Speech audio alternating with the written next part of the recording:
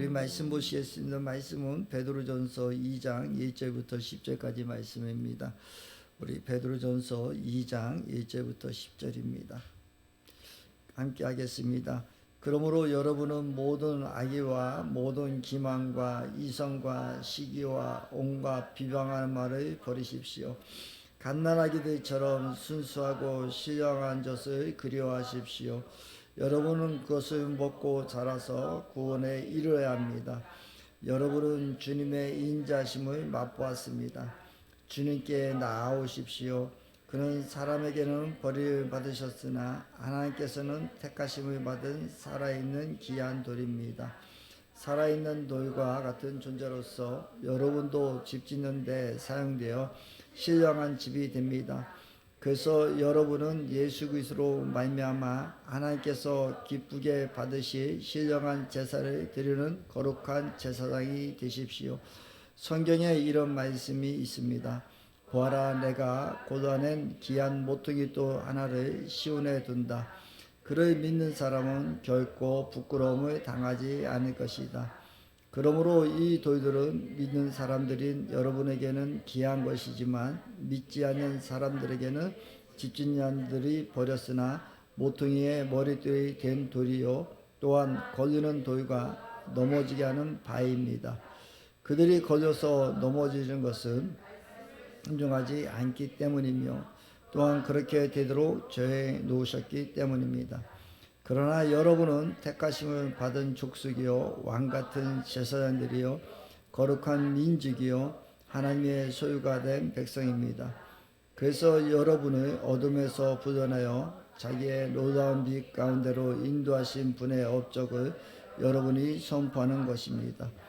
여러분이 전에는 하나님의 백성이 아니었으나 지금은 하나님의 백성이요 전에는 자비를 입지 못한 사람이었으나 지금은 자비를 입은 사람입니다. 아멘.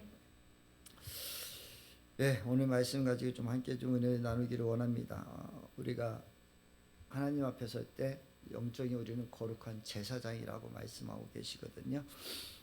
지난주에 말씀하신 지 말씀은 영원한 진리인데 말씀은 언제나 변함이 없으십니다. 그래서 이 말씀을 믿는 저와 여러분들에게는 이제 우리가 의지를 드리고 살아가야 되는 것들이 있는데 오늘 말씀에 보면 1절에 보면 여러분은 모든 악의와 모든 기만과 이성과 시기와 비방하는 말을 버리십시오라고 해요. 저와 여러분 안에 이런 비방하는 말이라든가 악한 생각 또 기만 이성 이런 것들을 자꾸 버리십시오. 입술에 파수꾼을 세우십시오. 우리가 부정적인 말을 하면 그것이 곧 우리의 말이 우리 안에 계신 성령님이 같이 하며 그것이 부정적으로 돼요. 자꾸 그래서 누구를 부정하고 또 아니면 어떤 부정하는 말을 하게 되면 결국 그것이 다 내게로 들어오는 경우가 너무 많더라고요. 예를 들어서 제가 어떤 누구를 당신은 그렇게 할 수 없어라고 부정할 수 있는데 그 사람이 만약에 상처를 입었다면 그 상처를 입힌 저에게는 더 큰 상처가. 그래서 제가 상담을 공부하면서 느꼈던 것은 우리가 영혼 육으로 되어 있는데 우리가 많은 사람들이 상처를 받았다고 해요. 아픔이 있다고 해요. 근데 그 사람들을 보면 그 사람들을 이야기해 보면 다 부모로부터 받은 상처 아니면 뭐 누구한테 친구로 받은 상처 이런 것들을 다 받은 상처가 사실 말로부터 기인된 그런 상처였었어요. 너는 할 수 없다 아니면 뭐다 뭐 하며 그러면서 또 말과 행동으로 받은 상처들이었거든요. 그럼 그런 상처는 우리가 서로 사랑으로 또 아니면은 이루함으로 또 동감함으로 공감해 줌으로 그들이 상처를 또 치유가 돼요. 또 이쪽에서 한 사람이 그런 말을 할 때 그런 것들이 치유되는 모습을 보면서 같이 자기 안에 있던 상처가 전이가 되면서 또 같이 치유가 되기도 해요. 그래서 우리 가정교회에서 이렇게 가정교회 모임을 하고 그 얘기 가정 예배를 드리는데 할 수 있으면 삶을 나누고 진실하고 거룩되라고 자꾸 얘기를 해요. 그 이유는 육적인 치유가 가정교회 안에서 우리가 서로 나의 진실함을 토하고 이런 간증을 통하고 할 때 그때 내 안에 있던 상처도 어느 순간에 나도 그랬고. 사람들을 보면 거의 다른 사람이 받은 상처가 그 상처가 사실 내 안에도 다 있어요. 왜냐면 이 땅 가운데 살아가는데 새 것이 없어요. 거의 비슷해요. 그러다 보면 자기가 어느 순간에 내 자신을 돌아보게 되고, 아, 나도 이렇구나, 나도 그랬지 하고 하다 보면 내 안에 있는 상처들이 씻겨지기 시작해요. 그런 것들이 있는데, 그런데 오늘 주님이 말씀하실 때는 너의 의지를 드리라고 해요. 우리가 어떤 자꾸 의지를 드릴 때 내 힘으로는 잘 안 되더라고요. 내가 부정적인 말이라든가 이런 거 내가 하려고 하면 잘 안 되는데, 그 하는 방법 중에 하나는 자꾸 주님을 의지하는 거예요. 성령님이 내 안에 계시는 거예요. 또 저분 안에 성령이 계시지. 이런 생각 자꾸 갖다 보면은 자꾸 말에도 조심하게 되고 우리가 조심하게 돼요. 그러면은 제가 아까 상담 중에서 잠깐 말씀드렸는데, 영의 상처는 어디서 입을까? 영적인 상처는 누가 줄까라고 생각해 보니까 영의 상처는요, 본인이 줘요. 다른 사람 내가 비방했잖아요. 그럼 내 속에 있는 성령은 아파하죠. 힘들어요. 그게 내 안에 상처가 돼요. 영의 상처가 되더라고요. 그것을 깨닫고 나서 제가 너무 놀랐어요. 그러고 나서 제가 상담이 나쁜 것이 아니라, 상담도 우리에게 많은 유익도 있지만 우리가 예수 그리스도를 믿는 사람들이 근본적으로 바꿔야 될 것은 영적인 부분이거든요. 내 영이 잘 될 때 내 혼도 잘 되고 또 내 육도 잘 되게 되거든요. 그래서 내 영을 치유하는 방법은 오직 하나님 앞에 더 집중하는 것이고 성령께 집중하는 거고. 근데 자꾸 상담이라는 것을 통해서 영에 집중하지 못하고 이 혼적인 문제에 자꾸 집중하게 하는 것도 잘못하면 죄이겠고, 그것을 치유한다고 하고 하다 보면은 내가 영적으로 집중하지 못하는 부분을 많이 느끼게 됐었어요. 그리고 또 사람들하고 상담을 하고 또 그런 치유 프로그램을 하다 보니까 자꾸 내 생각으로 자꾸 저 사람이 이래서 그랬지 저래서 그랬지 하면서 자꾸 판단하는 그런 영역이 좀 더 생기는 부분 같아서 제가 안 되겠다. 목사로서는 이쪽을 자꾸 내려놓아야 되겠다. 내가 영적인 부분에 더 집중해야 되겠다 싶어서 내려놓기 시작했던 부분도 있어요.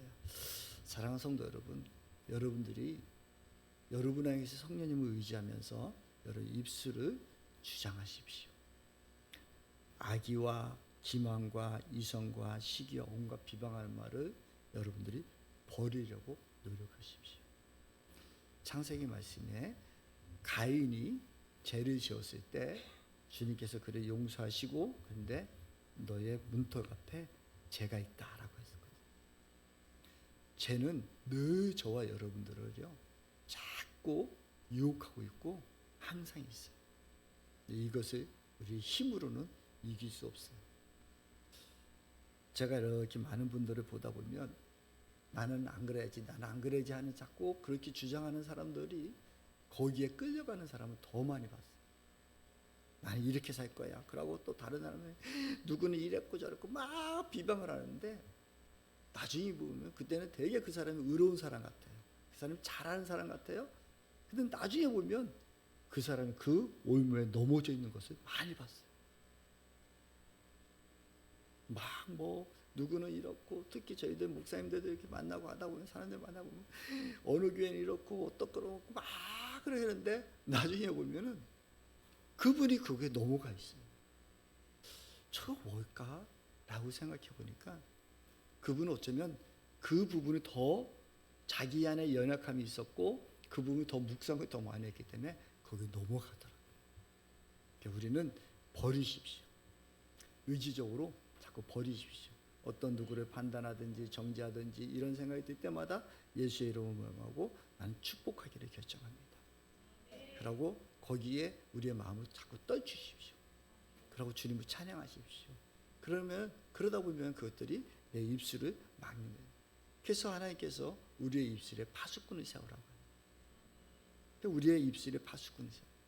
자꾸 파수꾼을 세우는 저와 여러분 됐으면 좋겠습니다. 그리고 2절 말씀에 보면 갓난 아기들처럼 순수하고 신령한 젖을 그리워하십시오. 여러분 그것을 먹고 자라서 구원에 이르러야 합니다라고 합니다. 여러분 어떤 사람들이 이런 말씀 또 빌립보서 말씀을 갖고 구원을 이루어 나가야 된다라고 얘기하는 그 말씀을 잘못 오해하는 것 같아요. 저도 예전에는 그렇게 했어요. 두렵고 떨리는 마음으로 구원을 이루어 가라 했는데 아니요. 구원은요. 이미 저와 예수 그리스도를 믿은 저와 여러분들은 구원 받았습니다. 하나님의 자녀가 되는 복을 받으셨어요. 우리는 예수 그리스도 영접하면서 우리는 이미 하나님의 자녀가 된 거예요. 그래서 여러분 의심 없이 살기를 소망하기 원합니다. 왜냐하면 그래서 여러분들이 이제 집으로 우리가 죽으면 천국에 그냥 들어가게 돼 있는데 문제는 천국에는 큰 집이 있고 작은 집이 있어요. 어저께도 제가 기도원 가서 설교를 했는데 거기 있는 선교사님들이 제 방에 좀 이번에 또 인도로 가시는 선교사님이 오늘 떠는 기도원 나가서 가신다 그래서 기도 좀 해다 대서 같이 기도해주고 다른 선교사님이 같이 오셨었어요. 같이 이야기를 하면서 목사님 설교 들으면서 천국에 대해서 소망을 가지니까 이런 천국인데 왜 그동안 자기도 의심했냐. 선교사님들이 의심했대요. 그래서 얘기하는 거예요. 어떤 선교사님이 예전에 어떤 그 선교지에 나가서 복음을 전하는데 그러더래요. 천국에 가면 뭐해요? 그러더래요.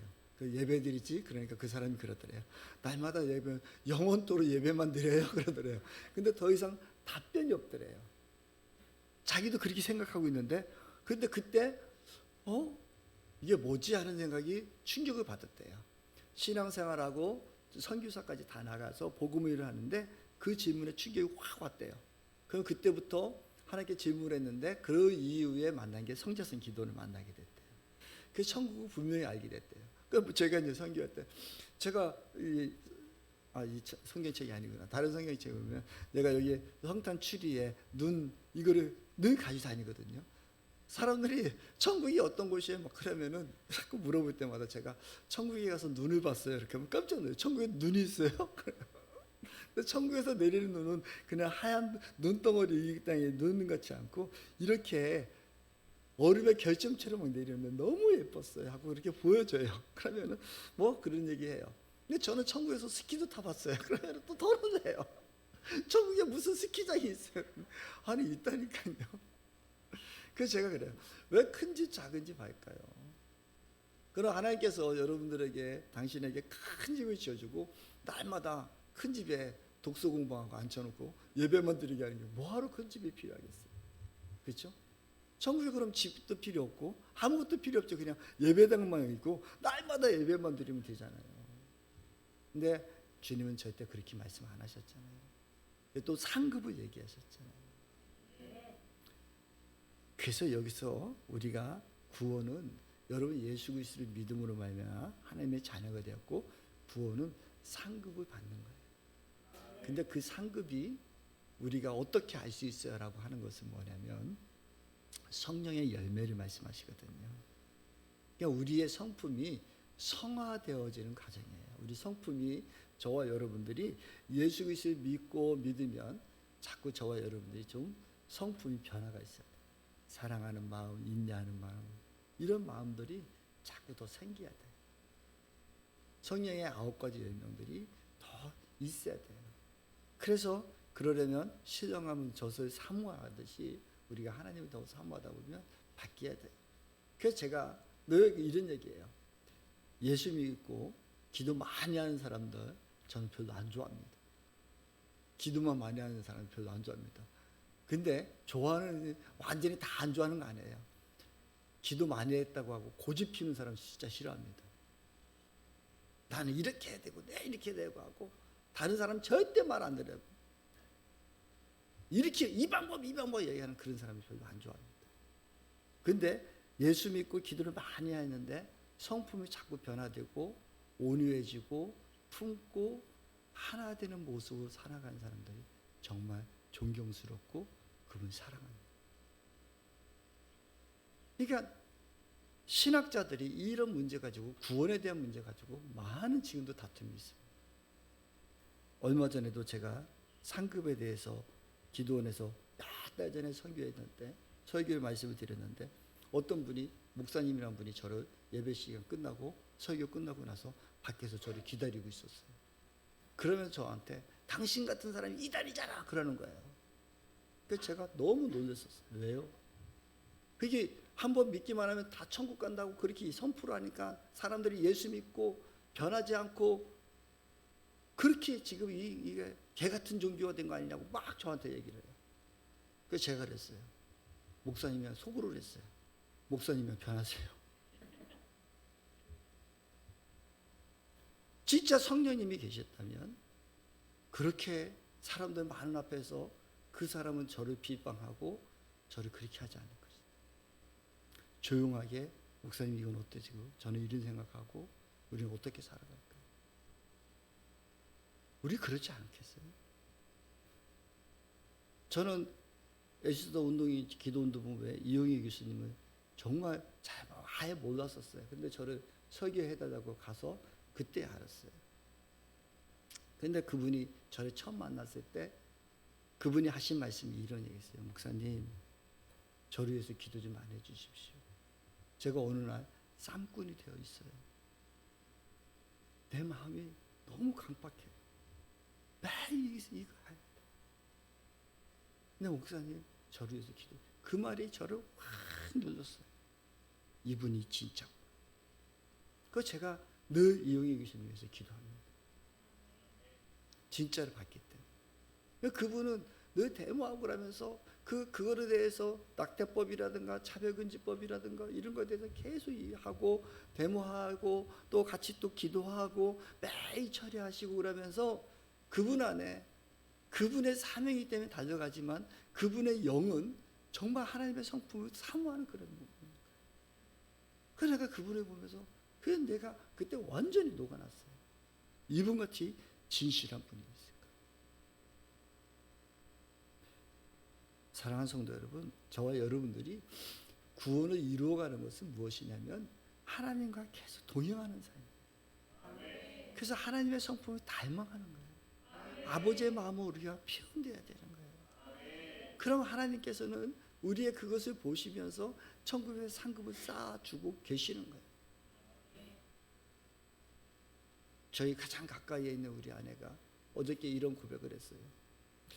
여보, 우리는 자꾸 사랑하면서 왜 더 사랑해지지? 하더라고요. 정말 저는 감사했어요. 남들은 각방 쓴다고 하고 자꾸 떨어지는데 왜 우리는 더 가면 갈수록 더 사랑스러워질까? 저도 그렇고 우리 아내도 그래요. 저한테 그랬어요. 성령님이 우리와 함께 하시기 우리가 자꾸 하나님 닮아가니까 그렇겠지. 그게 참 감사했어요. 저 안에 참 기뻤어요. 내가 하나님 닮아가고 하나님 성품을 자꾸 품답니다. 이런 마음이 있어서 그냥 하나님 고맙습니다. 내가 많은 것하고 많은 일이 이루지 않아도 하나님 내가 주님을 조금이라도 더 닮아갈 수 있는 것들이 내가 들려진다면 이것으로 만족합니다. 그래서 제 안에 그런 마음이 너무 감사함으로 받게 됐었습니다. 사랑하는 성도 여러분, 저와 여러분들이 살아가는데 입술을 정의하고 또 우리가 신령한 젖을 사모하고 어린아이같이 사모하면서 성령님을 더 닮아갔으면 좋겠습니다. 그래서 당신은 예수 믿고 이렇게 좀 변화됐구나라는 소리를 세월이 가면 갈수록 우리가 좀 더 들었으면 좋겠습니다. 그래서 무엇을 이루고 여러분 이 땅 가운데 많은 업적을 이룬다 하더라도 그것이 아버지의 뜻이 아니라면 결국은 그것이 자기의 부메랑이 되어서 자기의 상처되고 아픔이 될 수 있거든요. 그래서 우리가 주님 앞에 자꾸 나가십시오. 그러면 주님이 우리를 택하여 봤어요. 저와 여러분들은 이미 하나님의 자녀로 택함받은 자고요. 우리는 살아있는 돌과 같은 존재로서 여러분의 집 짓는데 신령한 집이 지어지는데 사용되어져요. 여러분 저는 이 말씀을 보면서 느끼는 게 뭐냐면 여러분 천국 가서는 여러분 집 확장시킬 수 없어요. 천국 가서는요 여러분 성품 변화시킬 수 없어요. 이미 천국에는요 하나님께서 여러분을 다 변화시켜 있는 모습으로 살아요. 솔직히 지금 저와 여러분들이 여기서 다 천국 가 있다고 생각해봐요. 그럼 그곳이 천국이 될까요? 명예목자 목사님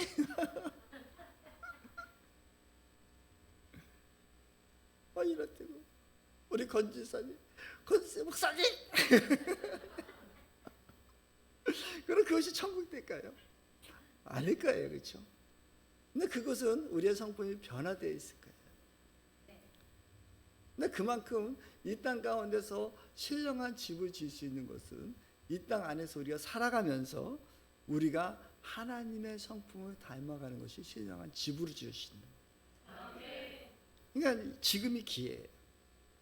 지금이 우리에게 기회이고, 그래서 하나님은 우리에게 이런 귀한 것으로 우리를 예수 믿고 있는 믿음으로 해서 6절 말씀에 그는 믿는 사람은 결코 부끄러움을 당하지 않습니다. 저와 여러분들은요, 하나님 앞에 온전히 서기 시작하면 결코 부끄러움을 당하지 않아요. 너무 하나님은 우리에게 부끄러움을 주지 않으십니다. 우리는 예수 그리스도를 믿음으로 말미암아 귀하게 사용되어지는데 믿지 않는 사람들은 자꾸 걸림돌이에요. 예수를 믿지 않는 사람들은 집을 지을 수 없을 뿐더러 자기의 죄악을 더 많이 쌓을 수밖에 없는 그런 부분도 있어요. 그래서 세상에 살다 보면, 지난 화요일도 저희 친구들을 이렇게 만났는데 한 친구가 그런 얘기예요. 너는 좋겠다 괜찮아. 뭐가 돼? 너는 평생 직장도 가지고 있잖아. 뭐가 돼? 목사님은 평생 말씀만 전하고 살잖아요. 그래 나는 감사하지. 근데 뭐 제 친구 뭐 수십억을 가지고 있으면 또 뭐 할 것이고. 그래서 그 친구도 그런 얘기예요. 애들 이제 다 아들 둘 있는데 하나는 일본 가서 살고, 손자녀서 또 제대로 보지도 못하고, 또 하나는 지금 공인회계사 거의 끝나가고. 근데 우리 둘만 있으니까 집도 한 20평으로 이사하려고 그래. 그래 그렇게 살아. 그래 뭐 하루 조금 더 널찍하게 살지 했더니 둘만 있으니까 썰렁해서 못 살겠어. 돈이 몇십억이 있어도 그 안에 내적인 허전함이 있으면 그런 거예요. 그 친구 와이프 저희들하고는 대학교 동창이고, 그들은 어렸을 때 같이 만나서 결혼까지 했는데 저를 보자마자 현찬 씨 나를 위해서 왜 기도 안 했어? 막 그걸 따지는 거예요. 왜? 그랬더니 몰랐어 그러더라고. 몰랐어 그랬더니 나 얼마 전에 쓰러졌었잖아. 지팡이 짚고 만나든지 아니면은 천국에서 나중에 만났을까? 그러더라고요. 자기 위해서 막 기도해달라고. 그래서 그래 알았어. 내가 그랬어요. 근데 인생 살면서 돈, 병에 사중에 나이가 먹어가면 먹어갈수록 별 소용이 없더라. 젊었을 때 그렇게 노력하고, 그 친구 정말 어렵게, 우리 중고등학교 때 너무 어렵게 살았었거든요. 그 친구 저희 집에 와서 밥 얻어 먹고, 또 제가 대학교 때 군대 갔을 때 엄마가 뭡니까 인삼 같은 거 가서 몰래 먹어라 하고 건인삼 주머니 이렇게 싸주고 막 그러면은 제가 서울 올라가면서, 서울에서 이제 하면 그 친구 집에 가서 야 너 삶아 먹고 하고 따지고 막 그랬어요. 정말 힘들게 살았었어요. 근데 이제 성공하고 그래서 막 진짜 부를 축적했는데, 그러고 나서 너무 힘들어서 현찰을 그만둘게 하고 다 내려놓고 하다 한 2년 살더니 또 다른 사업을, 지금은 식당을 해요. 왜 이거 니들 이 식당이 얼마나 어려운데 이런 식당을 하냐 내가 막 그랬더니, 야 우리 돈이 하나 꽃감 빼먹을 때 소스 빼면 무서워서 못 쓰겠다. 그래서 다시 몇 수십억이 있는 친구가 또 그거 사고 있고 지금도 성공했어요. 또 오늘 최인전 식당을 했는데 최인전 지금 사장이 돼버렸어요. 본선 사장까지 진출했어요. 너 2년 만에 야 현찬아 이렇게 참 얘기해요. 좀 제발 좀 쉬어라. 그럼 교회 좀 나와라 이제 예수 믿잖아. 근데 사실 돌아보서 오고 많은 분들 저도 이제 60을 이제 한가구에 가까이 두고 있다 보니까 많은 분들이 60, 70, 80 넘어가다 보면요 그런 것들이 어느 한순간에 다 허무함으로 평준화가 돼요. 사실 나이 70, 80 먹으면요 많이 배운 거 어느 순간에 다 없어져요. 없어요. 여러분 제가 아는 치과 의사 목사님이 계시잖아요. 그분 장인어른은요 교장까지 하시고 정년퇴임 하셨고요. 그 장모님은요 초등학교밖에 못 나왔어요. 근데 장인이 뭡니까 교장 선생할 때는 장모가 끽소리를 못하고 살다가 정년퇴임하고 80이 넘어가니까 장인이 장모한테 날마다 혼나고 산대요.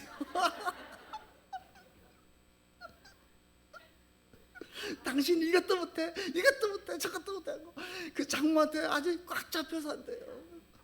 진짜 그분이 저한테 얘기해요. 목사님 참 신기해. 우리 장모가 그동안 당했던 거 지금 다 쏟아붓는 것 같아. 우리 장인이 말년에 너무 불쌍해 죽겠어. 근데 그분 다 소천했어요. 그분 다 80이 넘어가잖아요. 배운 거 아무 소용이 없이 거기서 삶의 지혜에서 싸우더라니까요. 우리 인생 다 그래요.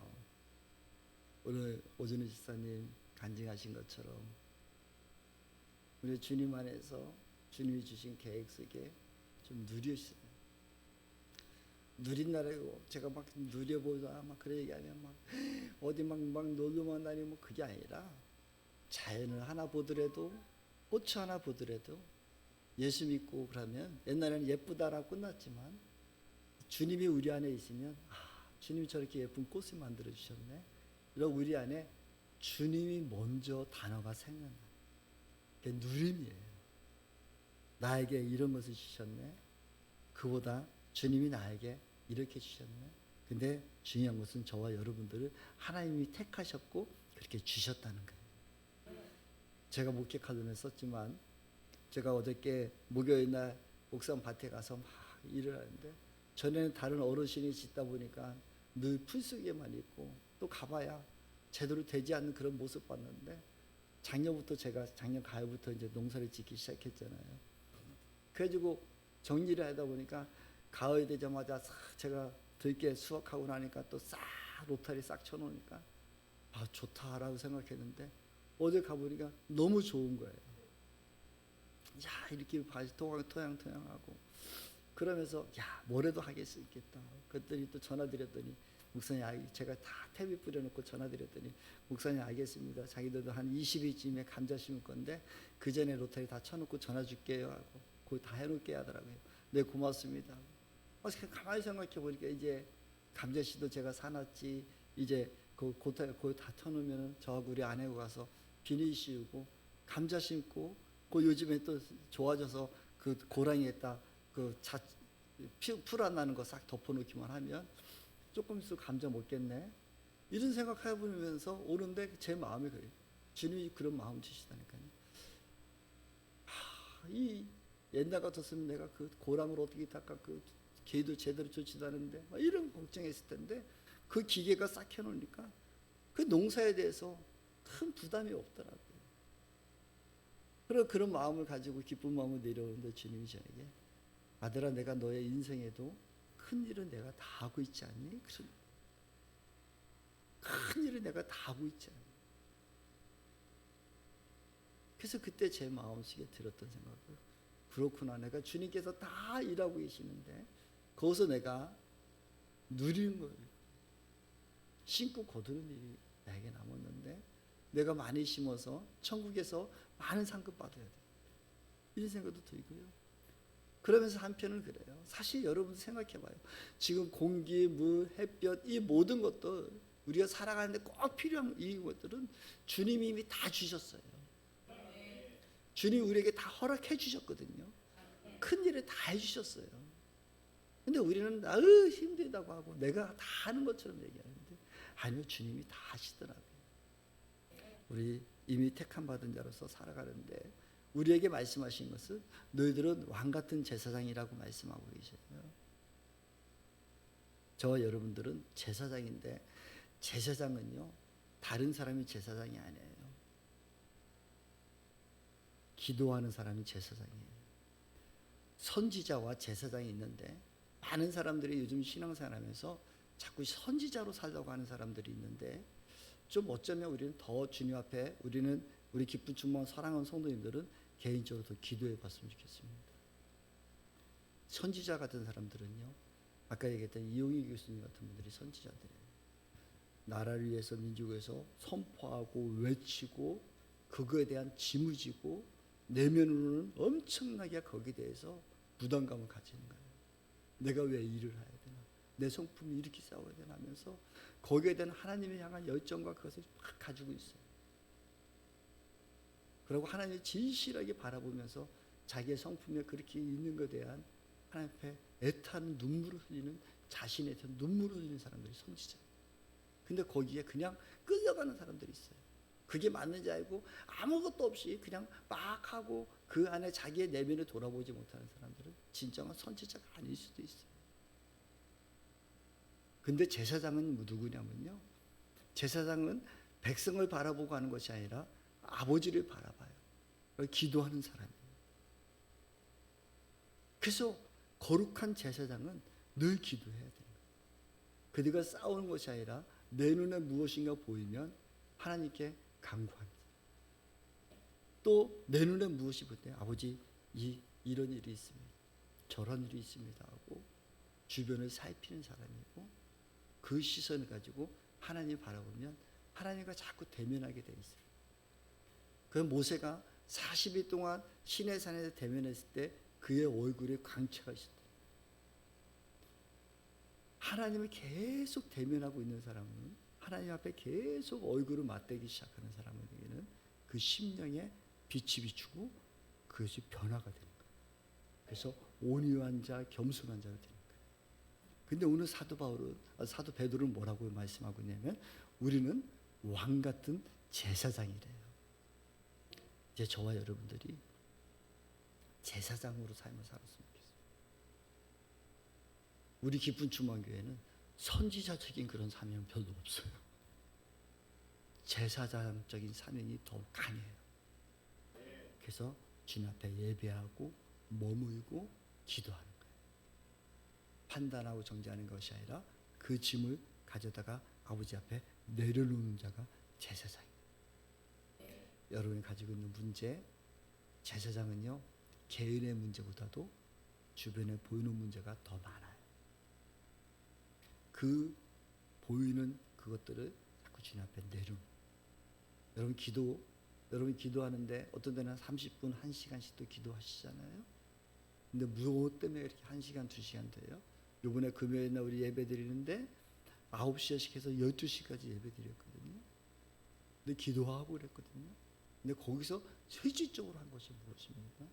주님을 높여드리는 거, 주님을 찬양하는 거, 주님께 경배하는 거, 또 나를 위한 기도가 아니라 나라와 민족을 위해서 다른 사람들의 기도를 하는 시간이 더 많아요. 저도 우리 아이들을 이렇게 키워보면서 또 있지만 사실 우리 지연이도 있고 경근이 막 우리 청년들, 보이지 않는 청년들이 우리 많이 있잖아요. 근데 우리 큰아이들 기도하다 보면은 우리 주변 청년들이 자꾸 생각나요. 진주도 생각나고, 진주는 지금 시집가서 잘하고 있는가, 옥전에서 빨리 여전히 만나서 결혼했으면 좋겠는데, 또 석준이 이 녀석은 빨리 안 나오고 이 녀석이 그냥 그런 생각 들고 막 청년들이 떠올라요. 그러니까 석훈은 지금 군에서 지금 최정마에서 혼자 외롭지는 않은가 이런 생각들이 자꾸 떠올라요. 그 아이들에도 자꾸 기도하는 거예요. 우리 막 애들이 막 찬수도 떠오르고 막 다 떠올라요. 그럼 걔들이 생각나서 자꾸 기도할 수밖에 없어요. 한참 기도하다 보면 우리 또 홍균이 기도하다 보면 지연이 생각나고 경근이 생각나고 또 애들이 막 생각나요. 그럼 또 걔들이 기도해요. 여러분들은 어떠십니까?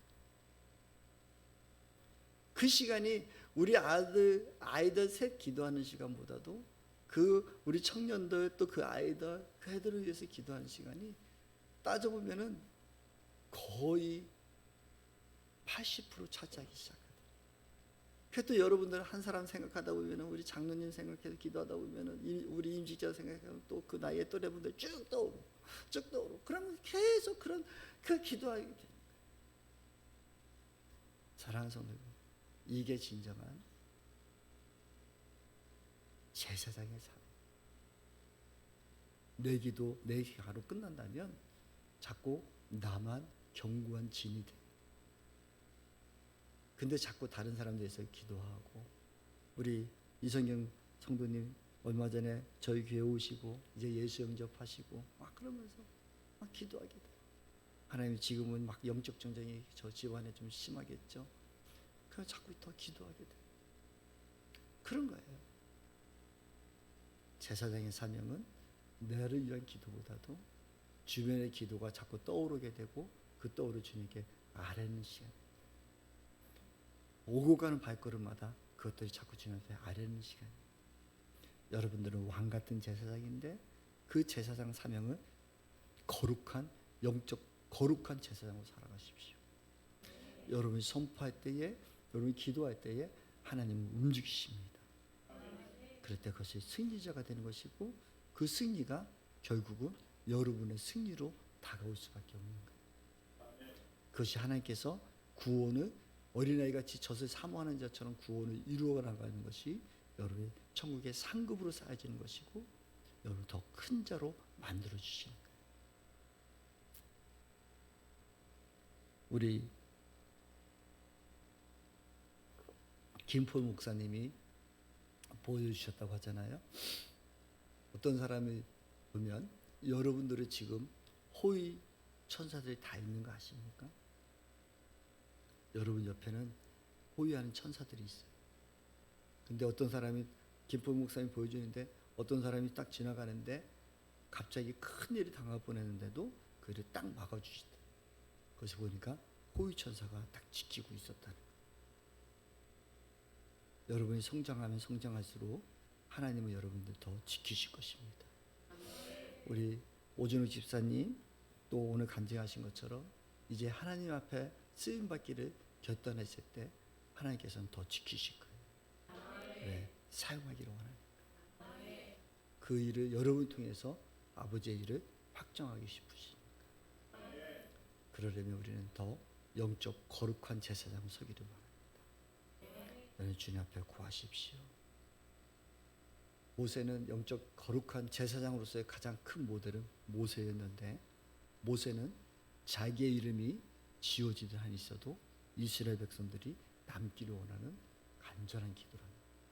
나를 위한 기도가 아니라 그 영혼들을 위한, 그 백성들을 위한 기도가 가장 강한 기도가 될 수 있습니다.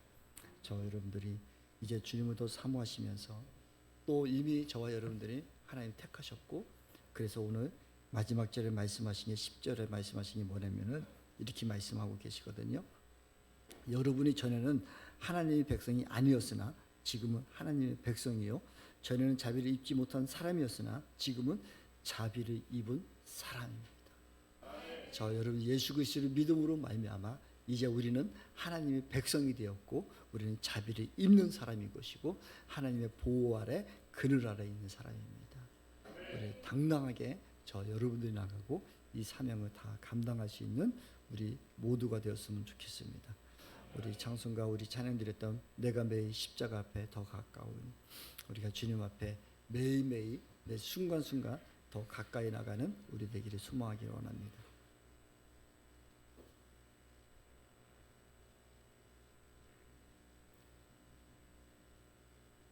내가 매일 십자가 앞에